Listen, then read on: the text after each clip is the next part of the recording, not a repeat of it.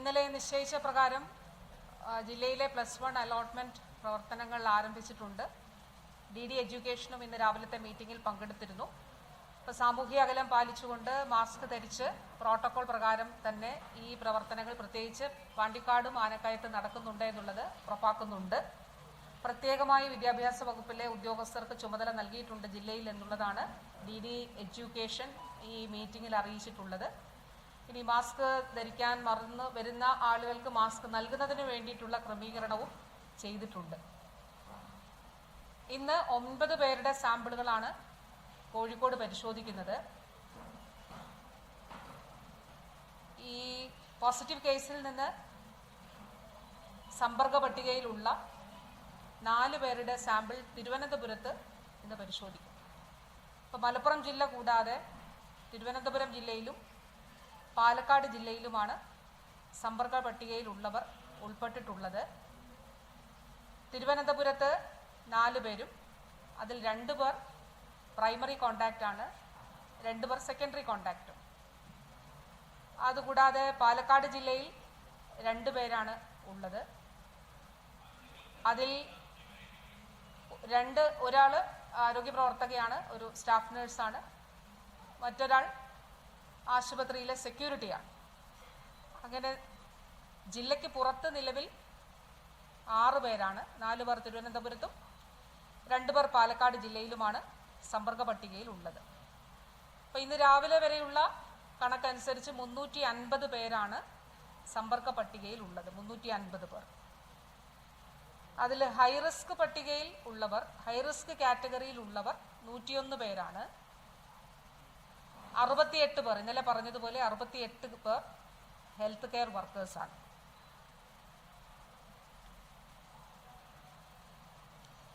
ഈ 9 പേരുടെ സാമ്പിൾ പരിശോധിക്കുന്നതിൽ ഈ കുട്ടിയുടെ അച്ഛൻ്റെയും അമ്മയുടെയും ഉൾപ്പെടെ സാമ്പിളുകൾ പരിശോധിക്കുന്നുണ്ട്.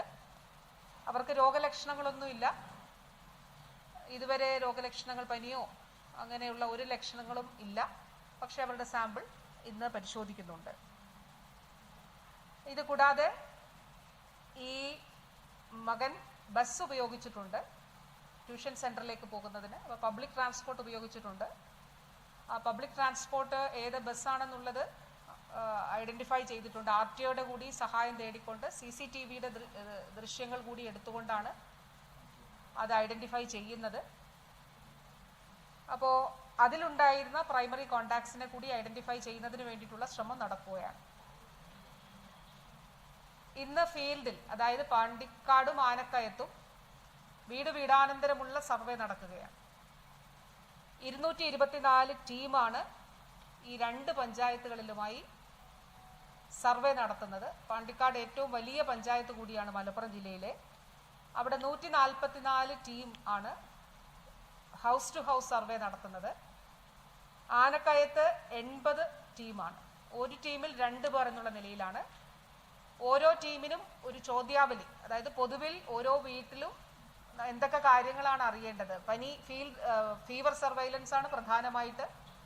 അതുകൂടാതെ അസ്വാഭാവികമായിട്ടുള്ള മരണങ്ങൾ ഉണ്ടായിട്ടുണ്ടോ, മറ്റ് വളർത്തുമൃഗങ്ങളുടെ മരണങ്ങൾ ഉണ്ടായിട്ടോ, അവ ചാവുന്ന സാഹചര്യം ഉണ്ടായിട്ടുണ്ടോ, അങ്ങനെയൊക്കെയുള്ള പൊതുവായിട്ടുള്ള ചില കാര്യങ്ങളാണ് ഈ ചോദ്യാവലിയിൽ ഉൾപ്പെടുത്തിയിട്ടുള്ളത്.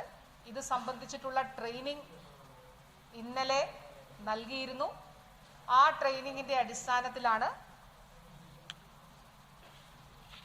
ഈ 244 ടീമുകളെ വീടാനന്തര സർവേക്ക് വേണ്ടി ഇന്ന് നിയോഗിച്ചിട്ടുള്ളത്.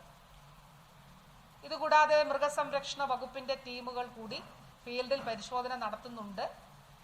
മൃഗങ്ങളുടെ സാമ്പിളുകൾ കൂടി അവർ ശേഖരിക്കും. അപ്പോൾ മൃഗങ്ങളുടെ സാമ്പിളുകൾ ശേഖരിക്കുന്നത് ഇതിലേതെങ്കിലും തരത്തിൽ ഏതെങ്കിലും വൈറസിന്റെ സാന്നിധ്യമോ അങ്ങനെ എന്തെങ്കിലും കണ്ടുപിടിക്കാൻ കഴിയുമോ, അത് റെഗുലറായി എല്ലായിടത്തും നമ്മൾ ചെയ്യുന്ന ഒരു കാര്യമാണ്. അതും ഇവിടെ നടത്തുന്നതാണ്. സൈക്കോളജിക്കൽ സപ്പോർട്ടിന്റെ ഭാഗമായി പ്രത്യേകിച്ച് കുഞ്ഞുങ്ങൾ ഇതിൽ കൂടുതലായിട്ടുണ്ട് ഈ ഒരു സമ്പർക്ക പട്ടികയിൽ.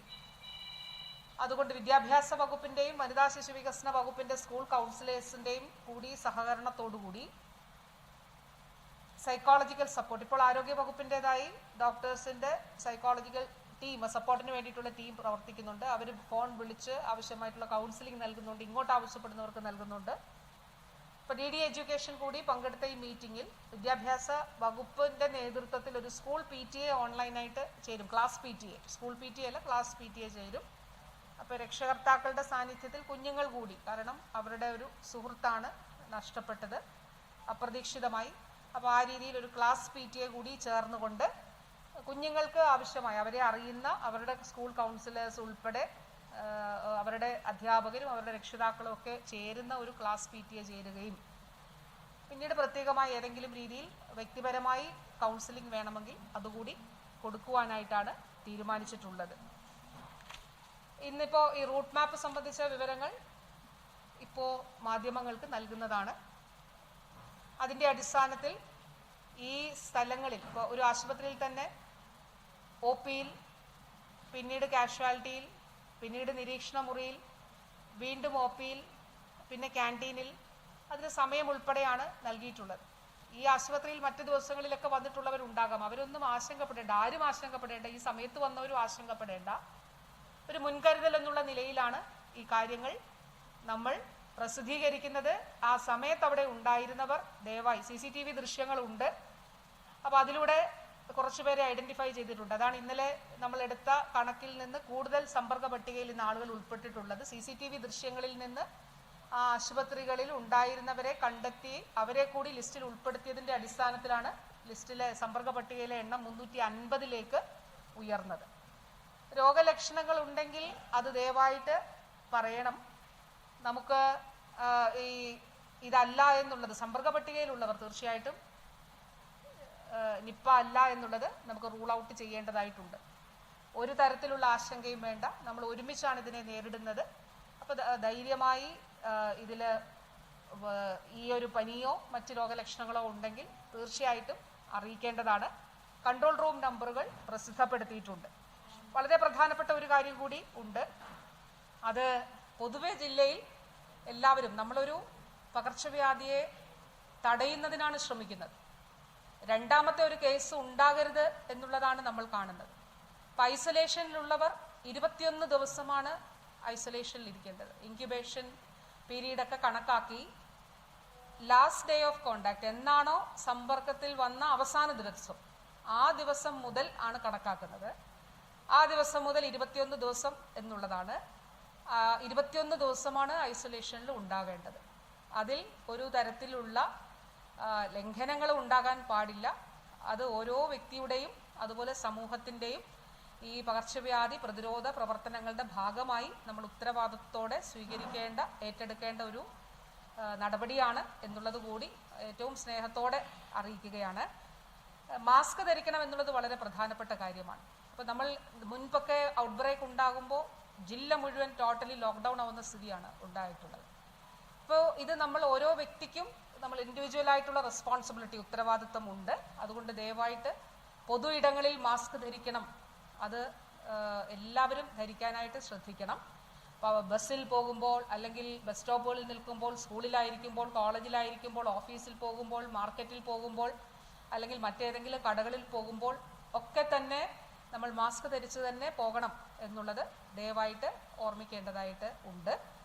അപ്പോൾ ഈ പാണ്ടിക്കാടും ഞാൻ നേരത്തെ പറഞ്ഞതുപോലെ പാണ്ടിക്കാടും ആനക്കയത്തും ജില്ലാ കളക്ടർ പുറപ്പെടുവിച്ച ഉത്തരവിൻ്റെ അടിസ്ഥാനത്തിലുള്ള നിയന്ത്രണങ്ങൾ അത് നിലനിൽക്കുന്നുണ്ട്. ആ ഉത്തരവിൽ തന്നെ പറഞ്ഞതുപോലെ കളക്ടറുടെ മറ്റൊരു ഉത്തരവ് അല്ലെങ്കിൽ മറ്റൊരു തീരുമാനമായി ഉത്തരവാകുന്നത് വരെ ഈ നിയന്ത്രണങ്ങൾ ആ രീതിയിൽ തുടരുന്നതുമാണ്. അപ്പോൾ പൊതുവെ ഇക്കാര്യങ്ങളാണ് പറയാനുള്ളത്. നിലയിൽ നമുക്കിപ്പോൾ 9 സാമ്പിളുകളുടെ പരിശോധനാ ഫലം ഏതാണ്ട് ഉച്ചയോടുകൂടി വരും. തിരുവനന്തപുരത്ത് എടുക്കുന്ന സാമ്പിളുകൾ പരിശോധിക്കുന്നത് തോന്നയ്ക്കലിലെ ഇൻസ്റ്റിറ്റ്യൂട്ട് ഓഫ് അഡ്വാൻസ് വൈറോളജിയിലാണ്. അല്ല 9 സാമ്പിൾ കോഴിക്കോടും ബാക്കി 4 സാമ്പിളുകൾ തിരുവനന്തപുരത്തുമാണ് പരിശോധിക്കുന്നത്. 13 സാമ്പിൾ. ഞാൻ കോഴിക്കോടെയാണ് 9 സാമ്പിളുകൾ പറഞ്ഞത്. 9 സാമ്പിൾ എന്ന് പറഞ്ഞാൽ 9 വ്യക്തികളുടെ 3 സാമ്പിളുകൾ വീതമുണ്ട്. അതെ, അവർക്ക് രോഗലക്ഷണമൊന്നുമില്ല, പക്ഷെ അവരുടെ സാമ്പിളുകൾ പരിശോധനയ്ക്ക് എടുത്തിട്ടുണ്ട്. അതെ, അല്ല, അവര് ഇവിടെ എന്തോ ആവശ്യവുമായിട്ട് വന്ന് ആ സമയത്ത് ആ ആശുപത്രിയിൽ കാഷ്വാലിറ്റിയിൽ എത്തിയവരാണ്. എന്തോ അസുഖവുമായി ബന്ധപ്പെട്ട് ആ കാഷ്വാലിറ്റിയിൽ എത്തിയവരാണ്. അപ്പോൾ ആ രീതിയിൽ പ്രൈമറി കോണ്ടാക്റ്റിൽ വന്നവരാണ്. അവർ സ്വകാര്യ വാഹനത്തിൽ തന്നെയാണ് തിരിച്ച് തിരുവനന്തപുരത്ത് പോയിട്ടുള്ളത്. അപ്പോൾ ആ കുടുംബവും അവരുടെ വാഹനം ഓടിച്ച വ്യക്തിയും ചേർന്നാണ് 4 പേർ. കോഴിക്കോട് ഇതിലൊരു ഹോസ്പിറ്റലിലാണ്. 13 കോഴിക്കോട് 9 പ്ലസ് അവിടെ 4 പേര്. ഇതില്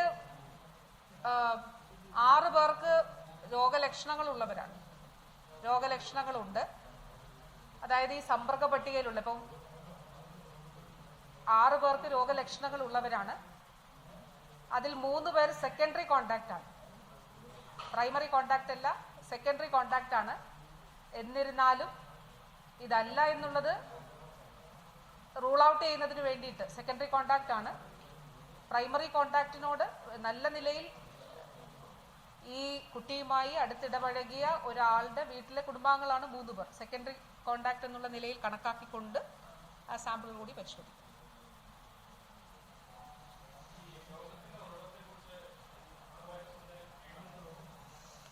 കൃത്യമായ സൂചനകൾ നമുക്ക് ഫീൽഡിൽ നിന്ന് ലഭിച്ചിട്ടുണ്ട്. ഇപ്പോൾ നമുക്കറിയാം, അതായത് കേരളത്തിൽ ഒരു കാര്യം സ്ഥിരീകരിച്ചിട്ടുണ്ട്. അത് ലോകത്തൊരിടത്തും സ്ഥിരീകരിക്കാത്ത ചില കാര്യങ്ങൾ കേരളത്തിൽ നമ്മൾ സ്ഥിരീകരിച്ചിട്ടുണ്ട്. അതായത് വവ്വാലുകളിലെ വൈറസും മനുഷ്യരിലെ വൈറസിന്റെ വേരിയന്റും ഒന്നാണ്, 100%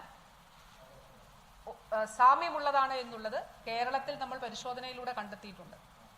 തീർച്ചയായിട്ടും ICMR-ന്റെ സഹായത്തോടു കൂടിയിട്ടാണ് പരിശോധനകൾ നടത്തിയിട്ടുള്ളത്. ജീനോമിക് സീക്വൻസിങ് നമ്മൾ നടത്തിയപ്പോൾ ഒരേ വകഭേദം, നിപ്പ വൈറസിന്റെ ഒരേ വകഭേദമാണ് വവ്വാലിലും മനുഷ്യരിലും ഉള്ളതെന്ന് കണ്ടെത്തിയിട്ടുണ്ട്. അപ്പോൾ വവ്വാലാണ് സോഴ്സ് എന്നുള്ളത് കണ്ടെത്തിയിട്ടുണ്ട്. ഇപ്പോൾ നമ്മൾ ശ്രമിക്കുന്നത് ഒരു കാര്യമാണ്, അത് ലോകത്തൊരിടത്തും സാധിച്ചിട്ടില്ലാത്തൊരു കാര്യം കൂടിയാണ്. അതായത് ഇപ്പോൾ ബംഗ്ലാദേശിൽ ഓയിൽ പാം സാപ്പ് അതിൽ വൈറസ് കണ്ടെത്തിയിട്ടില്ല. അതൊരു അസംഷനാണ്, ഒരു തിയറിയാണ്. പക്ഷെ ആ പാനീയത്തിൽ വൈറസിന് കണ്ടെത്തിയിട്ടില്ല. നമ്മൾ ശ്രമിക്കുന്നത് ഈ ഫ്രൂട്ട്സിൽ വൈറസിന്റെ സാന്നിധ്യം കണ്ടെത്താൻ കഴിയുമോ എന്നുള്ളത്. അത് ലോകത്തൊരിടത്ത് സാധിച്ചിട്ടില്ല. അത് നമ്മൾ ICMR-ന്റെ സഹായത്തോടു കൂടി, ബാറ്റ് സർവൈലൻസ് വിഭാഗത്തിന്റെ സഹായത്തോടു കൂടി അത് നമ്മൾ പരിശ്രമം ആരംഭിച്ചിട്ടുണ്ട്. ഇവിടെ ഈ കേസിൽ കുട്ടി മറ്റ് സുഹൃത്തുക്കൾക്കൊപ്പം ആ നാട്ടിൻപുറത്ത് ഒരു കുളിക്കാനായിട്ട് പോയപ്പോൾ അവിടെയുള്ള ഒരു കാട്ട് അമ്പഴം, അപ്പോൾ അതിൽ നിന്ന് അമ്പഴങ്ങ പറിച്ച് കഴിച്ചതായി സുഹൃത്തുക്കൾ പറയുന്നുണ്ട്. അവിടെ വവ്വാലുകളുടെ സാന്നിധ്യമുണ്ട്. അപ്പോൾ അതിനാണ് മറ്റു പോസിബിലിറ്റീസ് ഒന്നും തന്നെ വീട്ടുകാരിൽ നിന്നും കൂട്ടുകാരിൽ നിന്നുമുള്ള അഭിപ്രായങ്ങളുടെ അടിസ്ഥാനത്തിൽ അല്ലെങ്കിൽ അവർ പറഞ്ഞതിൽ നിന്നും ഇതിലേക്ക് ലീഡ് ചെയ്യുന്ന മറ്റൊരു കാര്യവും കിട്ടിയിട്ടില്ല. നേരത്തെ മറ്റു ജില്ലകളിലൊക്കെ പോയെന്ന് പറയുന്നത് വളരെ മുൻപാണ്, ഈ സമീപകാലത്ത് അല്ല. അപ്പോൾ ആ രീതിയിൽ ഏറ്റവും സാധ്യത ഇതിനാണ്. അത് മറ്റു ചില തെളിവുകളുടെ കൂടി അടിസ്ഥാനത്തിൽ ആണ് നമുക്ക് സ്ഥിരീകരിക്കേണ്ടതായിട്ടുള്ളത്. ആ തെളിവുകൾ കൂടി ശേഖരിക്കുന്നതിനാണ് ശ്രമിക്കുന്നത്. ബാറ്റ് സർവൈലൻസ് ടീം ഇവിടെ എത്തുന്നുണ്ട്. NIV-യുടെ ഈ പ്രവർത്തനങ്ങൾക്ക് നേതൃത്വം നൽകുന്ന ഡോക്ടർ ബാലസുബ്രഹ്മണ്യമാണ്. അദ്ദേഹം വയനാട് കേന്ദ്രീകരിച്ച് പ്രവർത്തിക്കുന്ന വ്യക്തിയാണ്. അദ്ദേഹം ദീർഘനാളുകളെ അദ്ദേഹം എടുത്ത സാമ്പിളുകളിൽ തന്നെ 2023 കോഴിക്കോടും ഇദ്ദേഹമാണ് സാമ്പിളുകൾ എടുത്തിട്ടുള്ളത്. അദ്ദേഹം ഇന്നിവിടെ എത്തുന്നുണ്ട്. അപ്പം നമുക്ക് അതുകൂടി പരിശോധിക്കാം. ജിനോമിക് സീക്വൻസിങ് കൂടി ചെയ്യേണ്ടതായിട്ടുണ്ട്. ഇവിടെയുള്ള ബാറ്റ്സിന്റെ സാമ്പിളുകളും ഈ സാമ്പിളിലെ വൈറസിന്റെ ജിനോമിക് സീക്വൻസിങ്ങും ചെയ്തുകൊണ്ട് അതൊന്നാണ് എന്നുള്ളത് കൂടി നമുക്ക് സ്ഥിരീകരിക്കേണ്ടതായിട്ടുണ്ട്. മറ്റു ചില പ്രവർത്തനങ്ങൾ കൂടി നടക്കുന്നുണ്ട്. ഒരു കാര്യമുണ്ട്, അതുകൊണ്ട് ഇത് നേരത്തെ കേരളത്തിൽ കണ്ടുപിടിക്കപ്പെട്ടിട്ടുള്ള കാര്യമാണ്. അതുകൊണ്ട് വവ്വാലുകളുടെ ആവാസ വ്യവസ്ഥകളെ തീയിട്ട് നശിപ്പിക്കുന്നതിനോ അവയെ ശബ്ദം ഉണ്ടാക്കി അവിടുന്ന് ഓടിക്കുന്നതിനോ ഒന്നും ശ്രമിക്കരുത് ദയവായി. അത് കൂടുതൽ അവയെ പ്രൊവോക്ക് ചെയ്യുകയും കൂടുതൽ വൈറസ് പുറന്തള്ളുകയും ചെയ്യുമെന്നുള്ളതാണ് വിദഗ്ധർ പറയുന്നത്. അപ്പോൾ നമ്മൾക്ക് ചെയ്യാനുള്ളത് നമ്മുടെ ബോധവൽക്കരണ പ്രവർത്തനങ്ങളിൽ പറയുന്ന കാര്യം തന്നെയാണ്. വവ്വാലുകളും കിളികളും കഴിച്ച പഴങ്ങളുടെ ബാക്കി കഴിക്കരുത്, താഴെ കിടക്കുന്ന പൊട്ടിയ പഴങ്ങൾ അങ്ങനെയുള്ളവ കഴിക്കരുത്, പഴങ്ങൾ വൃത്തിയായി കഴുകി മാത്രമേ ഉപയോഗിക്കാൻ പാടുള്ളൂ. അങ്ങനെയുള്ള കാര്യങ്ങൾ തീർച്ചയായിട്ടും നമുക്ക് ഈ ഒരു ഘട്ടത്തിൽ ഇതിൽ ഭയം വേണ്ട. പക്ഷേ ഈ പ്രവർത്തനങ്ങൾ മുൻകരുതലായിട്ട് നമ്മൾ നടത്തേണ്ടതായിട്ടുണ്ട്. കഴിച്ചിട്ടില്ല എന്നാണ് മറ്റു മക്കൾ പറഞ്ഞത്. അങ്ങനെയാണ്. ഇല്ല.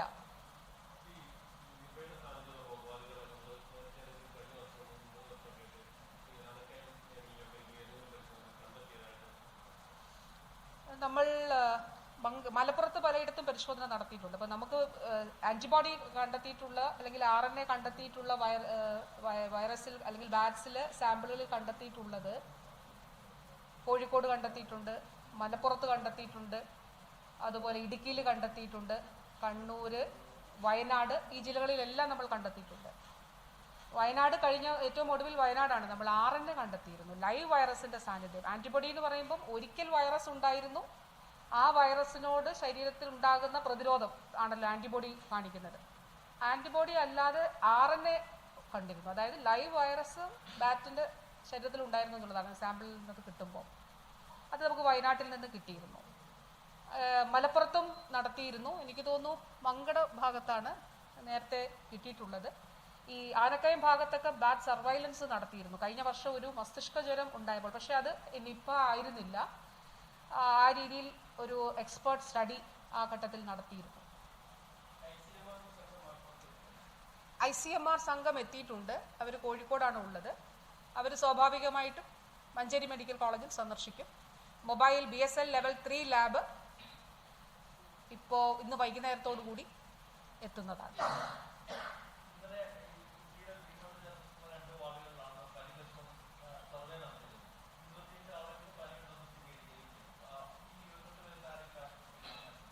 ഇല്ല, അവർക്കൊന്നും ഈ എപ്പിഡമോളജിക്കൽ ലിങ്ക് ഉള്ളവരല്ല. അത് ഞാൻ ഇന്നലെ പറയുമ്പോഴേ പറഞ്ഞിരുന്നു. 2 വാർഡിലല്ല, ഇപ്പോൾ പാണ്ടിക്കാട് 23 വാർഡാണുള്ളത്. ആ 23 വാർഡിലായി ഇന്ന് 144 ടീമാണ് ഇന്ന് ഇറങ്ങുന്നത്. ഇപ്പം ഇന്നലെ നമ്മൾ രാവിലെ ചെയ്തത് ഈ ചോദ്യാവലി സംബന്ധിച്ച് എങ്ങനെയാണിത് ഈ വിവരങ്ങൾ ശേഖരിക്കേണ്ടത് സംബന്ധിച്ച് എല്ലാവർക്കും ട്രെയിനിങ് കൊടുത്തു ഓൺലൈനായി. ഉച്ച മുതലാണ് പ്രവർത്തനം തുടങ്ങിയത് ഇന്നലെ. ഇന്ന് ഫീൽഡിൽ 144 പേർ പാണ്ടിക്കാട് പഞ്ചായത്തിലും 80 ടീം അല്ലേ 80 ടീം ആനക്കയം പഞ്ചായത്തിലും ഉണ്ട്. ഈ 2 പഞ്ചായത്തിലുമായിട്ട് 244 ടീം അവർ പരിശോധന 224 ടീം അവർ പരിശോധന നടത്തുന്നു. ഇതാണ് പറയാനായിട്ടുള്ളത്. അതിൽ പുതിയ ഇന്നലെ പറഞ്ഞതുപോലെ പുതിയ റിസൾട്ട്സ് ഇന്നലെ വന്നത് നെഗറ്റീവാണ്. ഇനി ഉച്ചയോടുകൂടി നമുക്ക് ഉച്ച കഴിയുമ്പോഴേക്കും ഈ റിസൾട്ട് കൂടി പ്രതീക്ഷിക്കുന്നു.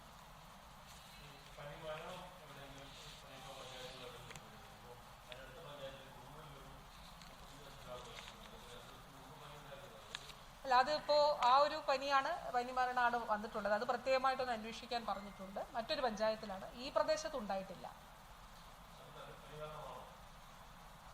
3 ദിവസമായിട്ട് പനി ഉണ്ടായിരുന്നു എന്നുള്ളതാണ്. മെഡിക്കൽ ഓഫീസറോട് പറഞ്ഞിട്ട് അതിൽ പരിശോധന നടത്താനായിട്ട് പറഞ്ഞിട്ടുണ്ട്. ബാക്കി ഒരു എന്താണ് കേസ് ഹിസ്റ്ററി എന്നുള്ളത് കൂടി എടുക്കാൻ പറഞ്ഞിട്ടുണ്ട്. ഇന്ന് രാവിലെയാണ് ഈ ഒരു വിവരം കൺട്രോൾ റൂമിലേക്ക് ലഭിച്ചത്. അപ്പോൾ അതിൻ്റെ അടിസ്ഥാനത്തിൽ ആ പരിശോധന നടത്താനായിട്ട് പറഞ്ഞിട്ടുണ്ട്. പക്ഷേ നേരിട്ട് ലിങ്കൊന്നും പ്രഥമ ദൃഷ്ടിയ കണ്ടിട്ടില്ല. പക്ഷെ പരിശോധിക്കാൻ പറഞ്ഞിട്ടുണ്ട്. ശരി.